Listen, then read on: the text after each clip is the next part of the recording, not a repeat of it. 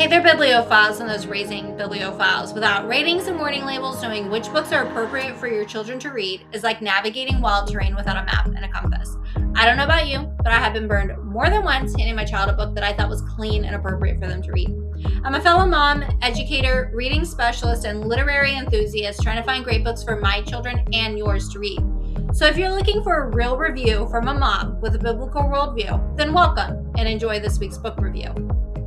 So this week's book review is another book series by Jennifer A. Nielsen. This is a YA fantasy series. It's recommended ages 12 plus, but that's generally just because that genre hits at that age. The characters themselves are 16, so my personal recommendation would be sitting at that 15, 16 age range. But I'm getting a little bit ahead of myself, so I just kind of want to share. So this week's book review is going to be The Traitor's Game by Jennifer A. Nielsen.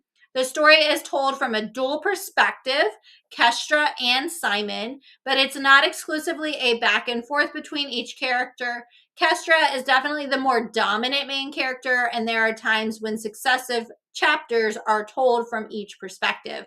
But Nielsen does a great job of making that clear whose perspective you're given. And even on the chapters themselves, let's say you go past the chapter at the top on the left-hand side at the top, it repeats again which character. So before I jump in too far into my review with this particular book, because I have not reviewed this book series before, I'm just going to give you a little taste of the writing style as you jump into this particular one.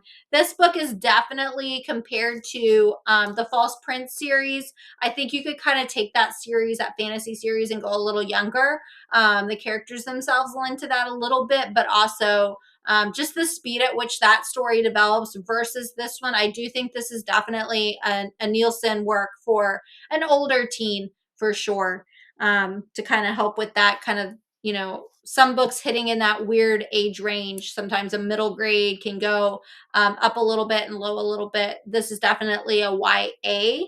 Again, that kind of hits a lower at 12, but I would push this a little bit higher. The writing style itself lends itself to that, and just the depth of detail. But let me read a little bit of the opening to you to give you a bit of this writing style for this book. Chapter 1 is told from Kestra's point of view. The truth of where I've been for the past 3 years wasn't what anyone believed. It wasn't exile, as my father claimed. The lava fields were barren and unforgiving and charming in the way that discovering a thorn with one's bare foot might be charming. But I'd gladly chosen to live there before sacrificing my happiness for my father's political demands. Nor was I hiding, as most people in my country suspected.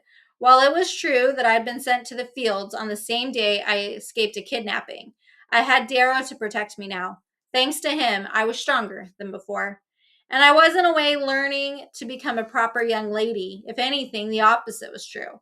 My handmaiden, Celia, had tried her best, encouraging me to put down the swords and disc bows Darrow liked to train me with and pick up a hairbrush or a sewing needle instead. But so far, I'd done more damage to my fingers with the needles than had ever been done to me by the edge of a blade. The truth about the lava fields was that very few people knew my whereabouts, making it the first place I'd ever felt truly free. Free to explore the knife-like maze of sharp black rocks. Free to sit in the stone cottage near Unknown Lake and eat at the rickety wooden table with Darrow, Cook, and Celia. Free to run and sing and let my hair tangle in the wind. Free, that is, until last night when a garrison of 6 Dominion soldiers had unexpectedly arrived with a summons from my father to return home to Woodcourt. Why? Nothing on my end had changed, and he would certainly never back down. Yet here I was tonight, boxed inside a cramped security carriage, unable to block out the incessant noise of gravel grinding beneath our track wheels. I felt trapped. No, I was trapped. A thought that choked my breath. Everything had been fine in the lava fields. Aside from the occasional rumblings of an ancient volcano and a relentless odor of sulfur, we'd enjoyed a simple life there. One with few rules and even fewer people to tell me how I'd disappoint them that day. Why should I have to go home? So I thought this was a great intro to the story. Readers are going to have lots of questions like kidnapping. Why was she kidnapped? what's going on with her and her father. Clearly, she has, a bad relationship with him. This idea of feeling free, but now she's not free anymore. So, as you can tell, as the story opens, Kestra is being summoned back home by her father, who is Henry Dalasor. She has somewhat, not quite vanished, as she was saying, but she's really been here for the last 3 years since her mother's death. And then, like she mentioned, her kidnapping. So, in this fantasy world of Antora, there are three kind of distinct people groups that are really at odds with each other over the years. So, there is a current rebellion that's trying to overthrow the current leader, Lord Endrick, and that's kind of brewing underneath what's taking place. So, you have the Dalasors who are loyal to Lord Endrick, and so that includes Kestra's father. You have the Haldirans. They have kind of been rebels desiring to take back the throne. There is a little history there that the story kind of gives later on. You have the Koraks, who are another rebel group who are aiding the Haldirans, and these are the ones also just kind of causing a lot of disturbances and fights. Lastly, there's also to be thought kind of these, and I know this is like four, that there's also to be these people who are kind of extinct. These are the Endrians, and they have magic like Lord Endrick. But Lord Endrick is thought to kind of be the last one, and he is responsible for the death of most of the other Endrians because he consumed their magic when he killed them in order to make himself greater. So that was why he was killing them. So anybody who comes across one of them, they just want to kill them because apparently the magic all corrupts them.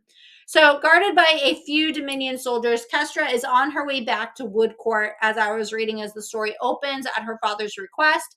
She's unsure of why now. She's very moody. On her way to the inn, which is kind of like their midway stop, her party is attacked by the Koraks, and she is forced to help them find what's known as the Olden Blade. And this is a weapon that's believed to be powerful enough to kill Lord Endrick.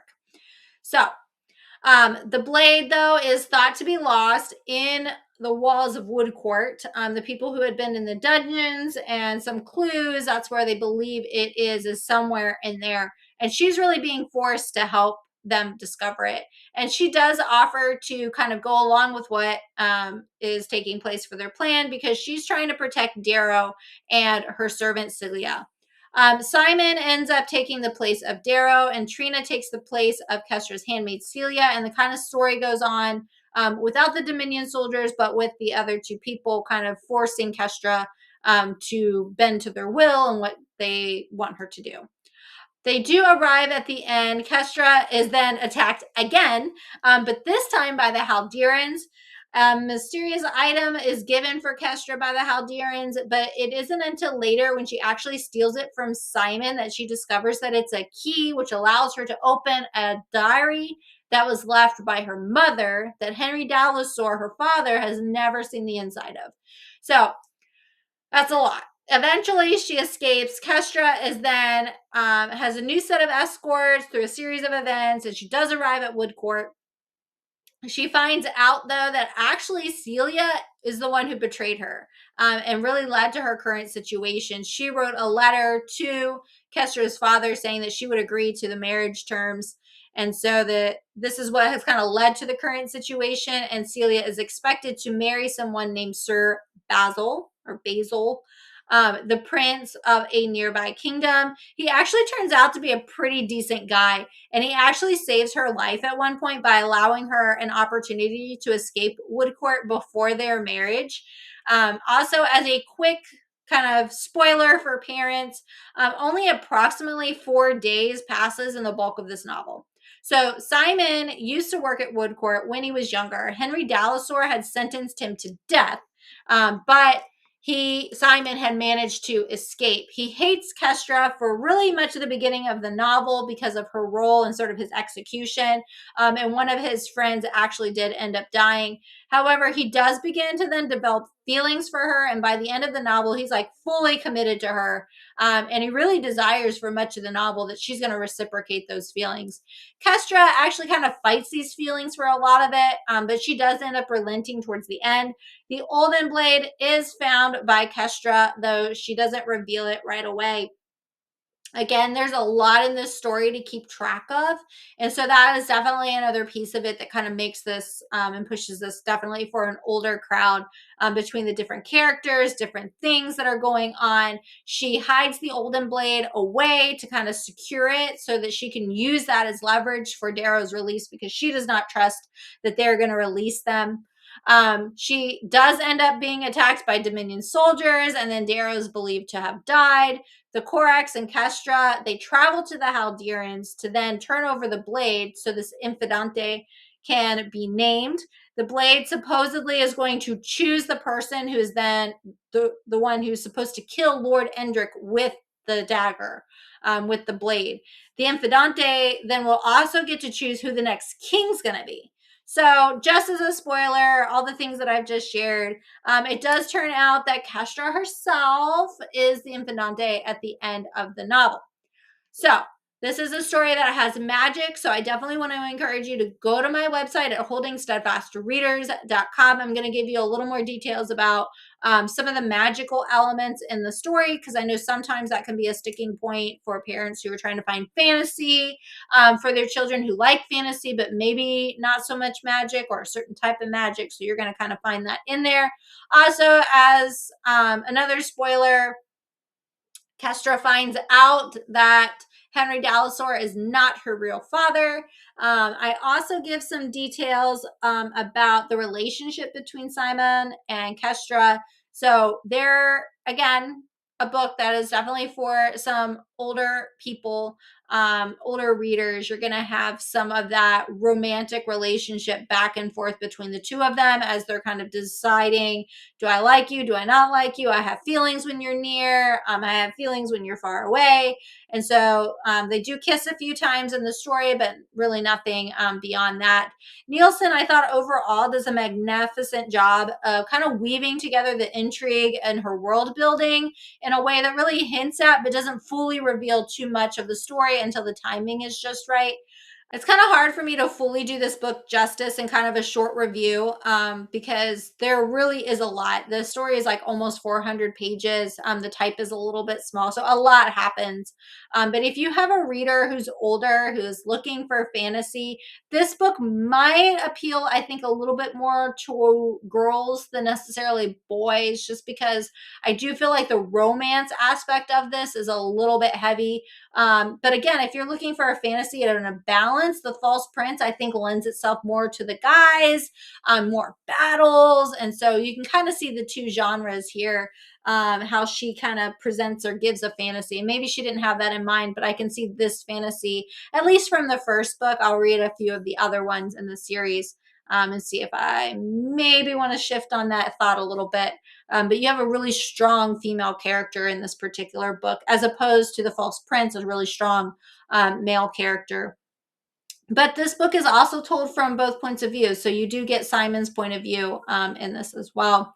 Again, I would encourage parents to definitely go to holdingsteadfastreaders.com, get my full written review before you kind of just pass this book off to your reader, just to make sure it's appropriate for them. Again, the characters are 16, so I might lend or lean more towards that 15, 16 range for ages.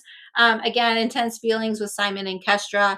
The story does end with Kestra having plans to make Simon king, and she's determined to return to Woodcourt to kind of end Lord Endrick's rule. She thinks that she will still be accepted the way things had ended originally when she left.